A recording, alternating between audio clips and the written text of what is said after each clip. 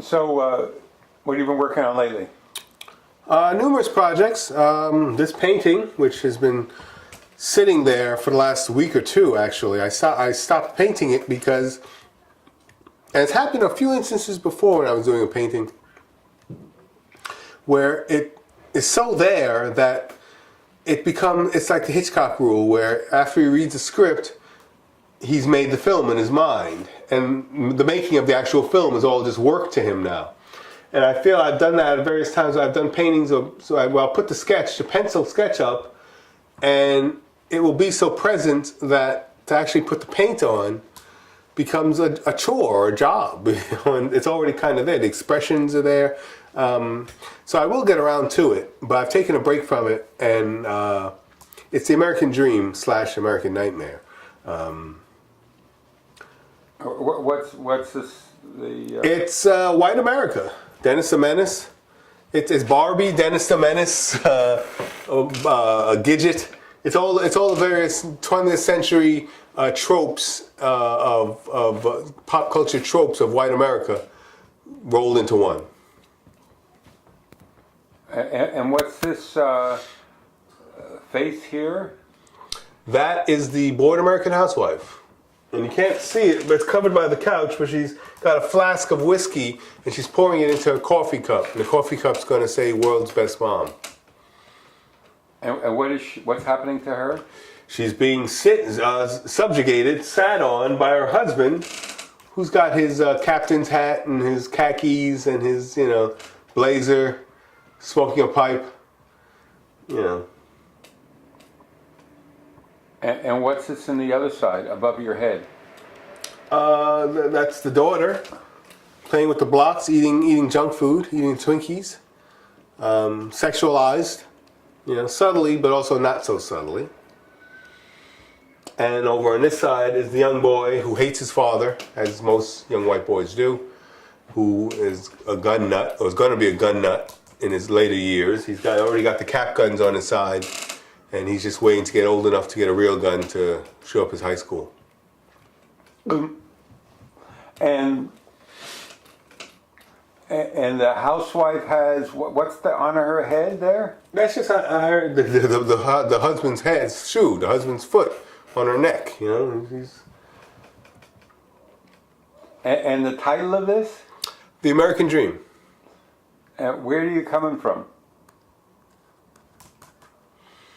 That I can't say. The overall, it's one of those pieces that maybe in 6 months or a year I'll go, okay, yeah, this makes sense. But this is kind of how I look at America right now, and that's how most of my paintings come from. Just looking at the American scene, looking at the world. If it's not America, it's the world, and commenting on what is wrong with it, what is right with it, what is. And usually you put yourself in these pictures. Well, I posed for the male counterparts, yeah. And the female was posed by Susan.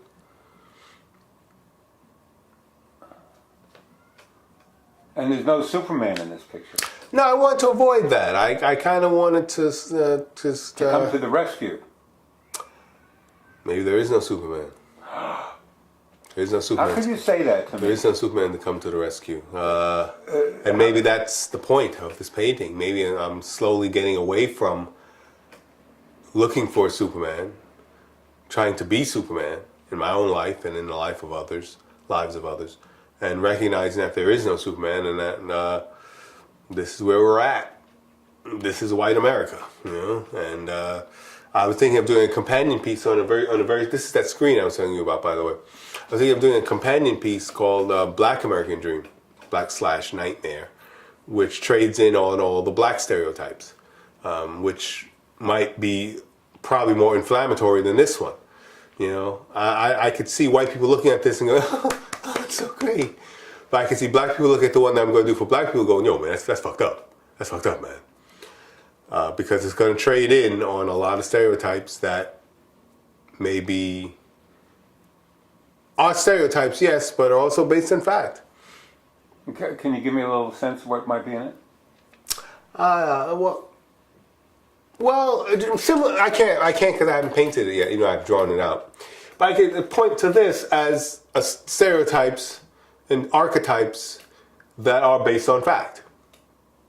And it's going to be similar for the black version, African American version. And how would you have the same kind of conceptualization? It will be a male, a female. Although I was thinking of doing it without the male, the absent father. And so I'm kind of working it out as we speak. So